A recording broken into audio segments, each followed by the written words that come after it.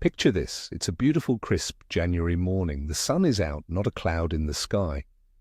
You think to yourself, man, what a perfect day to be out on the water. But I'm here to tell you, you've already lost. That perfect day is a trap. Today we're going to talk about why those clear, sunny January days almost guarantee you won't catch a thing. And by the end of this video, you'll understand the hidden forces at play and why you might be better off staying home or changing your strategy completely. Think I'm crazy? Let me know in the comments right now if you think a sunny day is a good day for fishing. Let's see who changes their mind by the end. For years, we've been told to just get out there whenever we can. We see that beautiful weather and it's a natural instinct. We pack the gear, full of hope, thinking this is our chance. The common thinking is, at least it's not snowing or freezing rain, it must be better for the fish too. We automatically associate our own comfort with good fishing conditions. It's a simple, human thing to do. So we head out, do the same things we always do, cast to the same spots, and we get nothing. Then we blame the lure, we blame the spot, or we just chalk it up to bad luck. But the real reason is staring us right in the face. That bright, beautiful sun in a cloudless sky. The truth is, the conditions that make us feel good are often the very same conditions that make a fish feel terrible. So let's start with the big lie of the perfect day. You wake up, look outside, and see a gorgeous January day. The sun is beaming, the sky is a deep, crystal clear blue, and there's barely a breeze. Your first thought, your fisherman's instinct, is probably, I have to get on the water. This is it. It feels like a gift from the fishing gods, especially after a week of grey, miserable weather. You associate this beauty and your own personal comfort with ideal conditions. You imagine the sunlight warming the water just a tiny bit, maybe activating the bite. You picture a perfect day, just you and the fish. But this is where the mistake begins. This entire picturesque scene is a trap. It's nature's way of playing a cruel joke on anglers. The very things that make the day seem perfect to us, the bright sun, the clear sky, are the exact same factors that are telling the fish to lock their jaws, hunker down, and not move an inch. It's a classic case of what looks good to the fisherman is actually terrible for the fish. It's an illusion, and we've been falling for it for generations. Now let's talk about the number one culprit, the invisible force that's really ruining your day. It's not the temperature and it's not the sun itself. It's what that sunny sky represents. High barometric pressure. That beautiful clear sky is almost always a sign of a high pressure system sitting right on top of you. Anglers talk about pressure all the time, but many don't grasp just how much it controls a fish's world. Think of it like this. On a cloudy, low-pressure day, the atmosphere is lighter. On a clear, high-pressure day, the atmosphere is heavier, pushing down on everything, including the surface of the lake. Fish are incredibly sensitive to these changes, far more than we are. They don't need a weather app to know a big change has happened. They feel it in their entire bodies. This pressure is the primary switch that can turn a feeding frenzy on or off like a light. And on a bright, sunny January day, that switch is almost always flipped to the off position. That high pressure is the real enemy. So what exactly is barometric pressure in simple terms? Let's forget the complex science for a second and use an analogy every fisherman can understand. Imagine the air above the lake is a giant invisible hand. On a cloudy, stormy day, that hand is lifting up slightly. There's less weight, less pressure. Things feel light. But on a clear, sunny, bluebird sky day, that invisible hand is pressing down hard on the surface of the water. This weight is transferred through the water, and it physically affects everything in it. Fish don't have to understand meteorology to know what's happening. They feel this immense, heavy feeling surrounding them. It's a constant, uncomfortable squeeze. While we're up on the surface enjoying the sunshine and thinking everything is great, the fish below are experiencing the equivalent of a massive headache or a feeling of being squeezed from all sides. It's an oppressive force that dictates their every move and, most importantly, their desire or lack thereof to feed. To really understand why this pressure matters so much, we have to look inside the fish. We need to talk about their swim bladder. A fish's swim bladder is basically a gas-filled sac that helps it control its buoyancy, allowing it to stay at a certain depth without sinking or floating to the top. It's a finely tuned instrument. When the barometric pressure changes, it directly affects this swim bladder. Think of the swim bladder like a small balloon inside the fish. When the outside pressure is high, like on our sunny day, it squeezes that balloon. To compensate, the fish's body has to adjust, and this process is physically uncomfortable for them. It can make them feel bloated and just plain awful. They can't just take an aspirin and walk it off. This internal discomfort is a huge stressor. A stressed fish is not a feeding fish. It's a fish that's just trying to find a stable, comfortable place to wait out the bad conditions. Its entire focus shifts from hunting for food to simply enduring the discomfort. Let's put ourselves in their fins for a moment. This feeling of a squeezed swim bladder is often described as being similar to how we feel when we're bloated or have bad indigestion. Now think about the last time you felt that way. Were you in the mood to go out and eat a giant steak dinner, or did you just want to lie on the couch and not move? It's the same for a fish. High pressure puts them in that lie-on-the-couch mode. They aren't interested in chasing down a spinnerbait or smashing a jig. Their metabolism slows down and their instinct to feed is suppressed by their instinct to simply conserve energy and wait for the pressure to lift. They become lethargic and neutral. You could drop the most perfect-looking crawfish right on their nose and they'll likely just stare at it. It's not that they aren't hungry, it's that the physical discomfort of the high pressure overrides their desire to eat. They are physically incapable of wanting to feed. Here's another way to think about it. Imagine you're a professional athlete. On a normal day, you're ready to perform. You're active, you're aggressive, you're looking for opportunities. Now imagine you have a terrible migraine. The lights are too bright, every sound is amplified, and you just feel sick. Are you going to go out and play your best game? Of course not. You're going to be on the defensive, just trying to get through it. That's a fish on a high-pressure, sunny day. They are not in performance mode, they are in survival and endurance mode.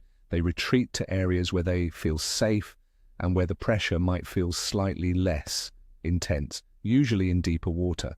They aren't cruising the flats looking for an easy meal. They're tucked into cover, sitting at the bottom and waiting. We show up with our fast-moving, aggressive lures, and it's the equivalent of a marching band walking into their quiet, dark room. It's the wrong presentation for their mood. Now, let's add the second killer factor into the mix, that bright, beautiful sunlight. High pressure is the internal problem for the fish, but the sunlight is the external one. In the winter, the water is often at its clearest. The cold temperatures cause algae and other particulates to die off, so water clarity can be exceptionally high. On a cloudy day, this isn't a huge issue. The clouds act like a giant lampshade, diffusing the light and keeping things relatively dim and comfortable for the fish. But on a sunny day with no cloud cover, that sunlight penetrates deep into the water column. It's like someone turned on a massive spotlight over the entire lake. This intense, direct light is something that most predator fish, like bass and walleye, are not comfortable with. They are ambush predators who rely on low light conditions and shadows to hunt effectively. The bright sun takes away their biggest advantage. Think about the clarity of winter water. You can often see the bottom in 10, 15, or even 20 feet of water. That means the sunlight is reaching those depths with incredible intensity. On a cloudy day, the light is scattered. It comes from all directions, creating a soft, even illumination. But on a sunny day, you have hard, direct beams of light. This creates sharp contrasts and eliminates subtle hiding spots. For a fish, this is a terrifying environment.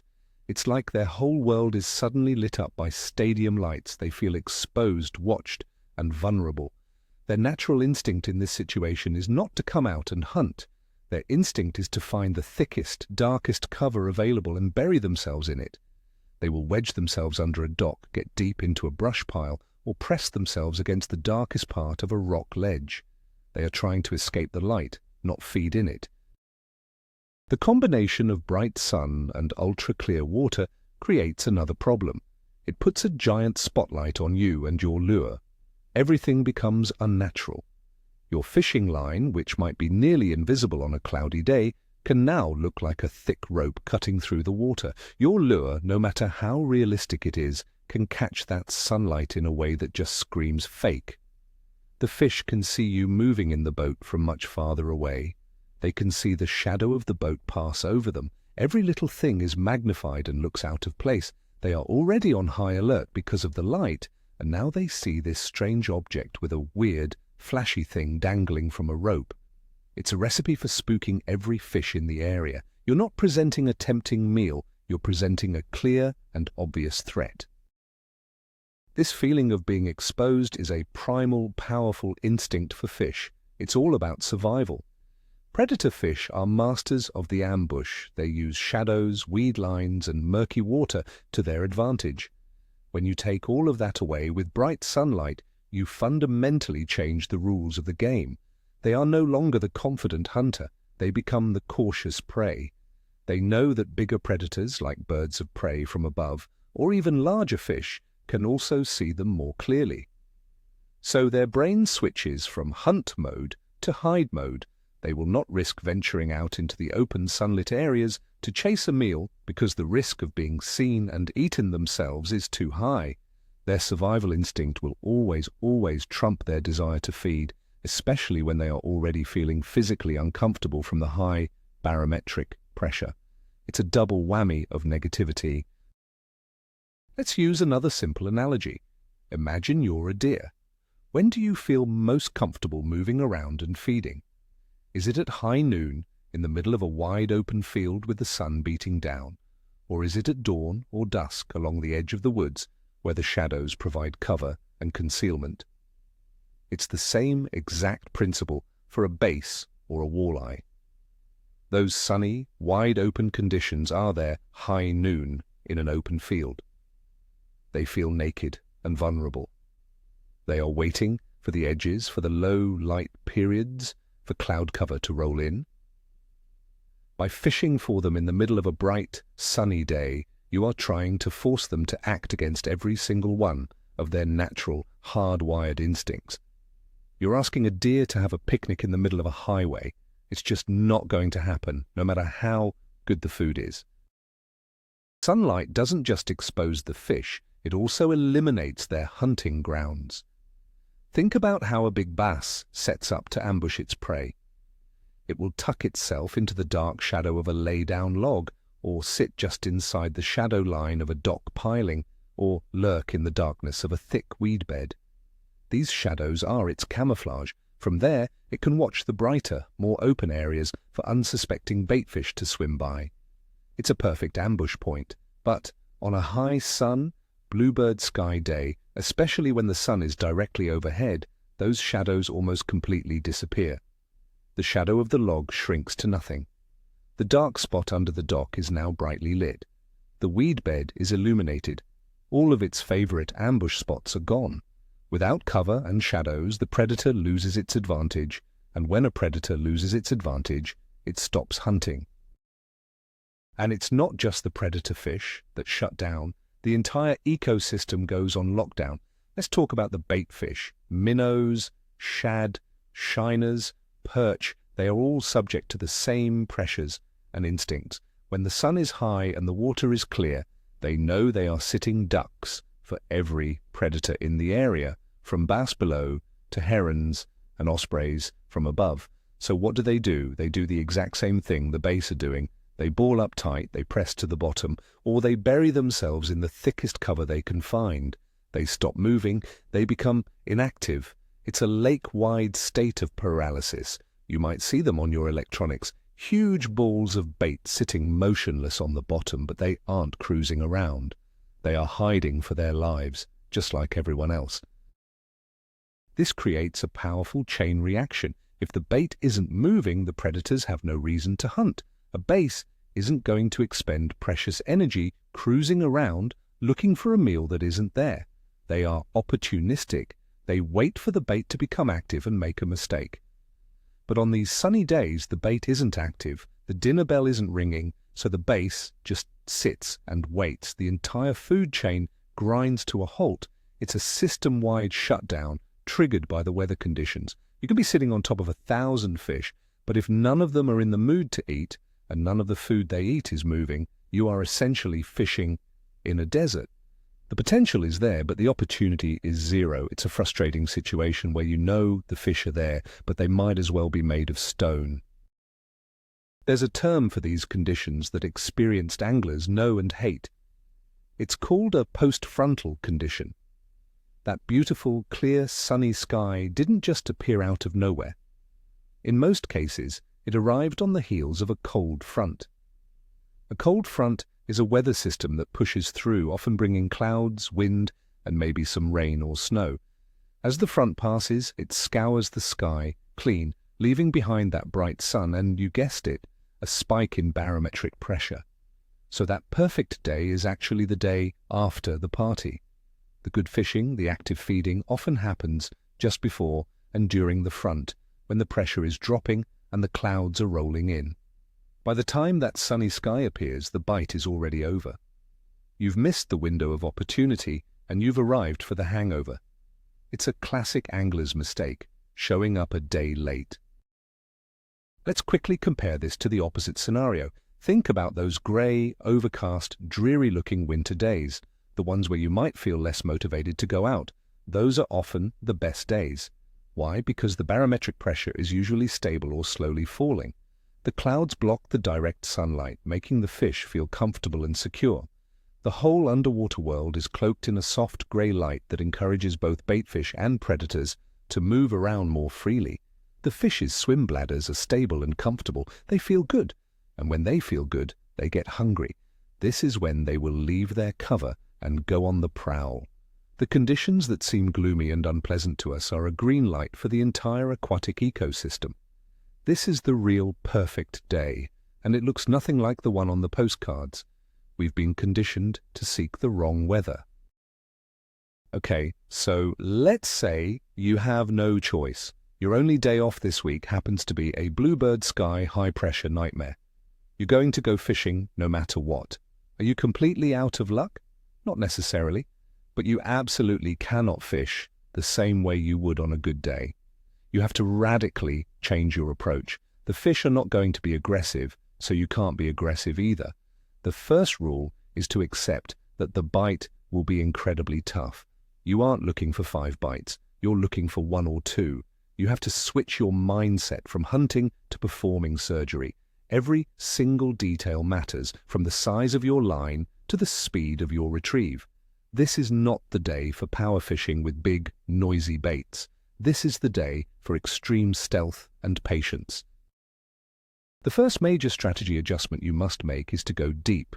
Since the primary problem is light penetration, you need to find depths where the sun has less of an impact. The fish are going to retreat to the deepest water they can find relative to their normal habitat. If they normally hang out in 10 feet, look for them in 20 or 25.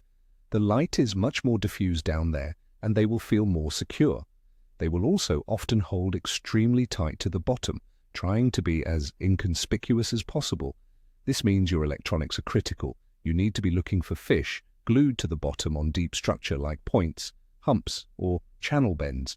Don't expect to see them suspended or cruising around. They will be hunkered down, and you'll need to put a lure right on their head to even get a look. The second key strategy is to go painfully slow. Remember, these fish are lethargic and uncomfortable. They are not going to chase anything. You need to use finesse presentations that can be worked with minimal movement. Think of things like a drop shot with a tiny plastic, a Ned rig that you barely move, or a jig that you let sit on the bottom for 10 to 15 seconds at a time. The goal is to present a super easy, non-threatening meal that the fish doesn't have to work for. You are trying to trigger a reaction strike out of pure annoyance rather than a feeding strike out of hunger. Use the lightest line you can get away with, like 6-pound fluorocarbon, and make long casts to avoid spooking them. Your retrieve should be measured in inches, not feet. It's a boring, tedious way to fish, but on these tough days it's often the only way. Finally, let's talk about the ultimate trifecta of failure. The absolute worst-case scenario for a winter fishing day. It's when you have all three negative factors at once. First, you have the high, stable barometric pressure that we've talked so much about. Second, you have the bright, cloudless, sunny sky. And the third and final nail in the coffin is a complete lack of wind, dead, calm conditions. The wind helps to break up the water's surface, which in turn helps to diffuse the light penetration. It also moves the water and can position baitfish, giving predators a reason to set up in certain areas. When the lake is flat like glass, the light penetration is at its maximum, and the fish are even more on edge. When you see that combination, high pressure, clear skies and no wind, that is the day you might be better off organizing your tackle box at home. It's the perfect storm for a perfectly empty net. So, let's put it all together. That beautiful sunny January day brings a double whammy against you. First, you have the crushing high barometric pressure that follows a cold front, making fish feel bloated, uncomfortable, and completely unwilling to feed. It's like trying to eat a 5-course meal when you already have food poisoning. Second, you have that intense sunlight penetrating the clear winter water, putting every fish on high alert, making them feel exposed and vulnerable. They aren't looking for a meal, they're looking for the deepest, darkest hole to hide in. The biggest takeaway here, the real aha moment, is that we've been thinking about it backward. We've been judging the fishing conditions based on our own comfort, not the fish's. A day that's perfect for us is often the most stressful and unnatural for them. This changes everything. Instead of looking for those picture-perfect days, you'll start looking for the opposite, the grey, overcast, stable, or slightly falling pressure days. You'll stop wasting your precious time on the water during a guaranteed shutdown. Thank you so much for sticking with me through this. If this video blew your mind a little bit or confirmed something you've suspected for years, do me a favor and hit that like button and subscribe to the channel so you don't miss our next deep dive. And now I want to hear from you. What's the worst perfect day fishing trip you've ever had? Share your story of a beautiful day with a completely empty net in the comments below. Let's hear the war stories.